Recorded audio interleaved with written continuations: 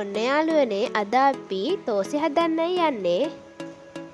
ඉතින් අපි මුලින්ම තෝසෙ මිශ්‍රණයෙන් ගෑම් 200ක් අරගෙන ඒකට පොල් කිරි අඬු කෝප්ප 2ක් දාගන්න ඕන.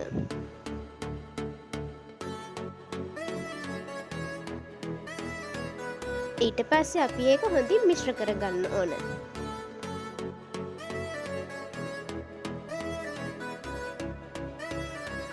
මෙන්න මේ ආකාරයට තලපයක් වගේ හැදෙනකන් ඒක මිශ්‍ර කරගන්න ඕන. ඊට පස්සේ ඒක අපි විනාඩි 15ක් විතර වහලා තියාගන්න ඕන.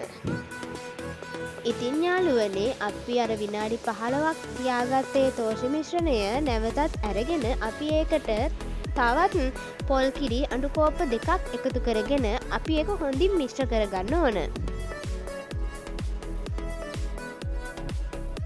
මම මේ වීඩියෝ එක අතරතුරදී මතක් කරනවා තාම මාව සබ්ස්ක්‍රයිබ් කරලා නැත්නම් සබ්ස්ක්‍රයිබ් කරන්නත් අමතක කරන්න එපා යාළුවනේ. ලයික් එකක් කමෙන්ට් එකක් දාන්නත් අමතක කරන්න එපා.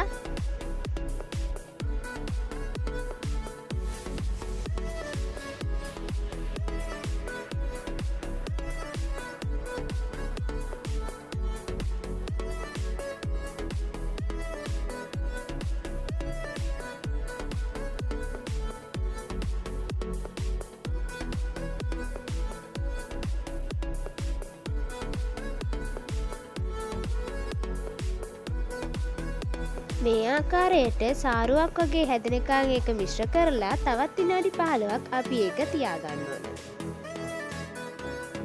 ඊට පස්සේ තාච්චියක් ලිප තියලා ඒකට අපි තෙල් චුට්ටක් දාලා තෙල් ටික රත් වුණාට පස්සේ අපි කරපිංචා ටිකක් ඒකට දාලා පොඩ්ඩක් තෙම්පරාදු කරගන්න ඕන. මේ කරපිංචා ටික වැඩි කර වෙන්න දෙන්න හොඳ නෑ යාළුවනේ.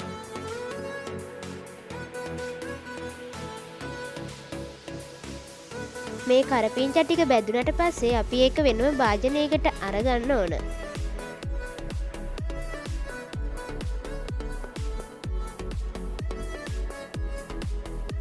ඊට පස්සේ අපි සිහින්න කපාගත් රතු ලුණු ටිකක් තෙල් ටිකකට දාලා තෙම්පරාදු කරගන්න ඕන.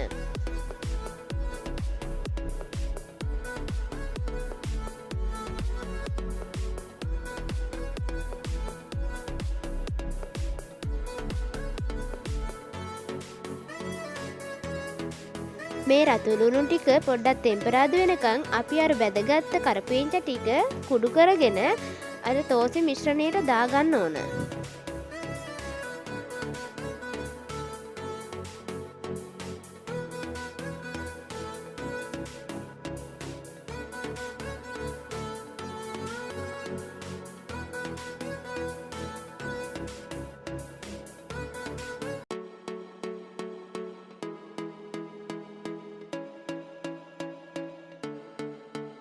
ඊට පස්සේ අර තෙම්පරාදු කරගත්ත රතු ලුණු ටිකත් තෝසෙ මිශ්‍රණයට දාගන්න ඕන. ඒ තෙල් ටිකත් එක්කම අපි ඒකට දාගමු. අපිට මේ තෝසෙ මිශ්‍රණයට කෑලි මිරිස් ටිකක් එහෙමත් එකතු කරගන්න පුළුවන්.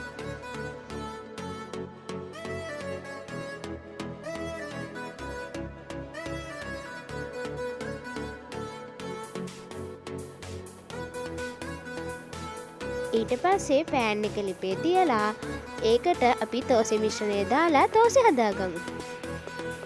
ඔන්න යාළුවනේ අපේ තෝසෙ රෙඩි.